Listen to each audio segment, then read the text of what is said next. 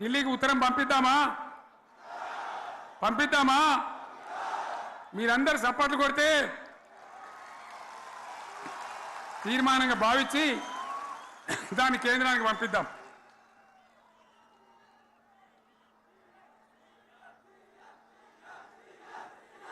ఇక్కడ 30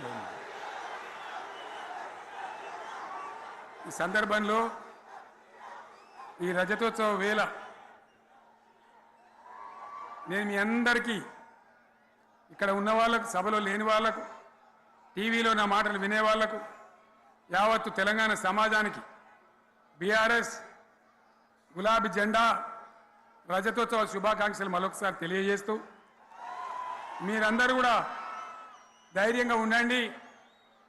మళ్ళీ బీఆర్ఎస్ తెచ్చుకుందాం, బ్రహ్మాండమైన పరిపాలన అందించుకుందాం, వీళ్ళు జరగొచ్చేటివన్నీ మళ్ళీ మంచిగా చేసుకుందాం, బ్రహ్మాండంగా ముందుకు పోదాం, పురోగమించుదాం. ఒక అద్భుతమైన తెలంగాణ, ప్రతి వ్యక్తి ముఖంలో చిరునవ్వులు చిందించే తెలంగాణ తయారు చేసుకుందామని చెప్పి మీ అందరికీ మనవి చేస్తూ, ఇంత పెద్ద ఎత్తున ఈ సభకు గవర్నమెంట్ వచ్చిన ఏడాది నరలోనే మీరు కదిలి వచ్చిందంటే మీరు కూడా ఒక నిర్ణయానికి వచ్చినట్టు కనబడుతూనే ఉంది. ఓట్లు ఎప్పుడు వస్తాయని చూస్తాను. నేను ఇంకో మాట చెప్పాలి, ముఖ్యమైన మాట ఏంటంటే వీళ్ళు అక్కడిక్కడ ఎందుకైనా మీరు వచ్చిండ్రు ఫోటోల కోసం.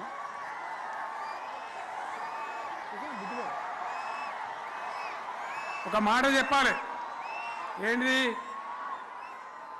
ప్రభాకర్ రెడ్డి అని మా ఎమ్మెల్యే ఉన్నాడు, దుబ్బాక ఎమ్మెల్యే. ఆయనతో ఎవరో హైదరాబాద్లో మాట్లాడితే అన్న ఇంకా 3 ఏళ్ళు భరించాలన్న ఈ గవర్నమెంటు అని మాట్లాడింది. ఆయన మాట చెప్పిండు విలేకరులు.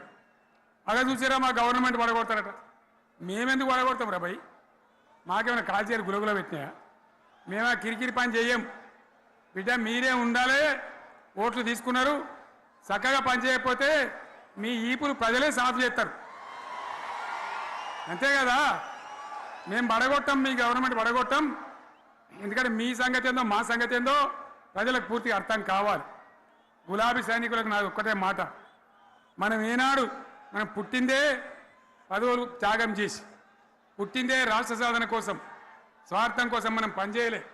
మీ అందరి నాయకులను, కార్యకర్తలను నేను కోరేది ఒకటే, తెలంగాణ సమాజం అద్భుతంగా పురోగమించేదాకా మనం పనిచేస్తూనే ఉండాలి. గవర్నమెంట్లో ఉన్నా, ప్రతిపక్షంలో ఉన్నా ప్రజల పక్షాన ఉండాలి, ప్రజలకు అండగా ఉండాలి, ప్రజల సమస్యల మీద పోరాటం చేయాలి, వాళ్ళకు అండదండలుగా ఉంటూ పురోగమించాలి. అదే మన కర్తవ్యం. అందులోనే మనకు అన్ని పదవులు వస్తాయి, అది పెద్ద ఇష్యూ కాదు. ఎన్ని వేల మంది మనోళ్ళు ఎంత బ్రహ్మాండంగా ముందుకొచ్చారు. కాబట్టి మీరందరూ కూడా ఆ విధంగా రావాలి. లాస్ట్ మాట, ఈ సభ నిర్వహించినటువంటి మిత్రులు పోచంపల్లి శ్రీనివాసరెడ్డి గారికి